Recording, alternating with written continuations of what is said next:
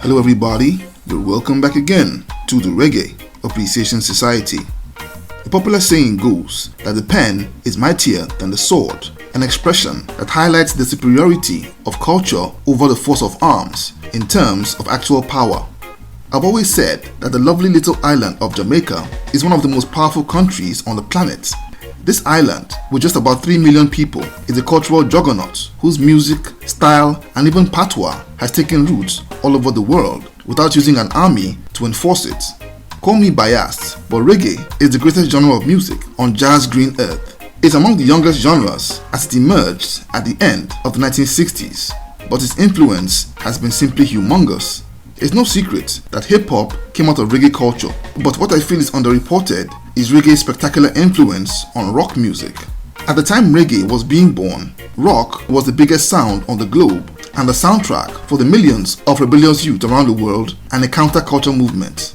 But by the time reggae came into its own, it not only established itself as the reigning counterculture sound, but would literally capture the hearts and minds of the biggest rock musicians, and indeed the soul of rock itself as the 1970s unfolded, birthing a fusion that inspired some of the biggest hits of the 20th century and endures till this day, as exemplified in the massive California phenomenon known as Cali Reggae. Let's take a look at how reggae captured rock. Now for a start, the story begins with where reggae first took root outside Jamaica, and that was Great Britain. Reggae music came into the UK courtesy of the Windrush generation, a term to describe the waves of Caribbean immigrants that moved over to the UK after the Second World War. As these immigrant communities thrived, so too did their culture, music inclusive. And by the 1960s, reggae would over time become loved and accepted by the indigenous British people who lived in the same working class neighborhoods and began to permeate into British culture.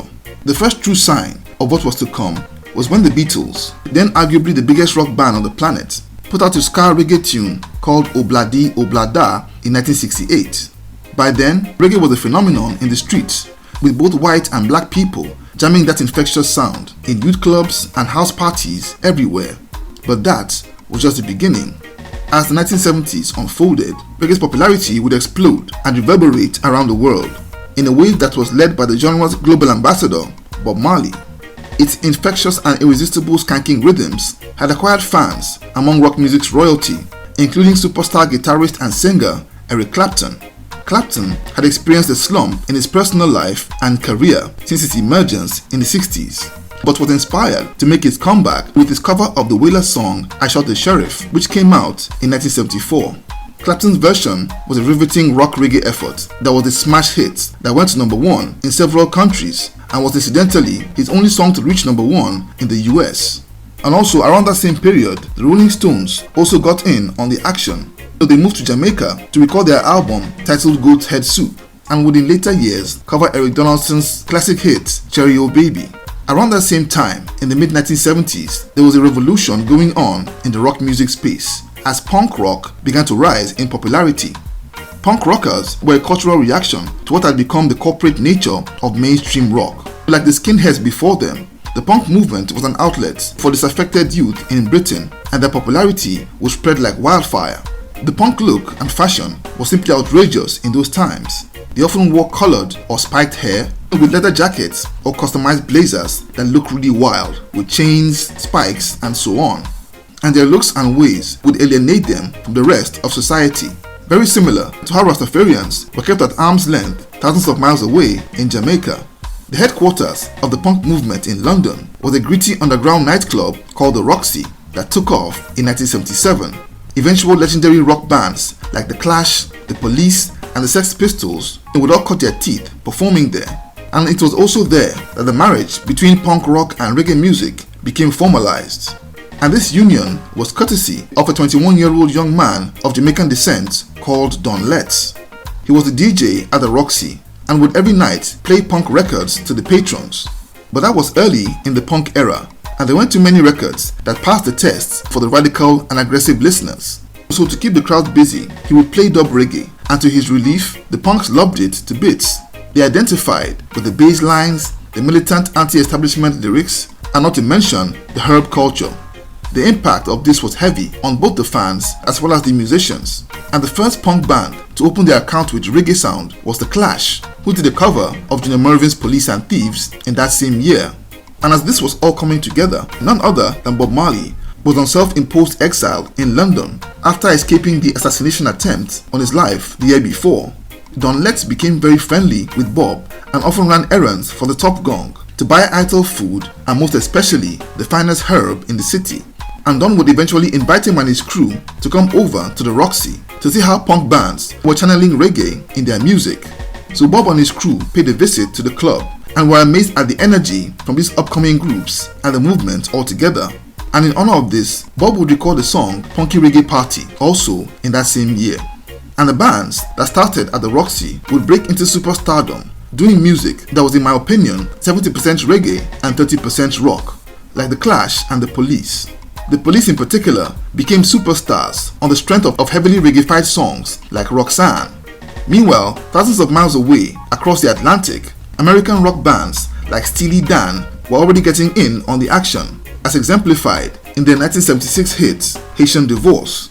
Not to mention the Eagles, whose reggae-fied track Hotel California became a monster hit that went to number 1 in the US Billboard 100 and top 10 in many countries by the middle of 1977.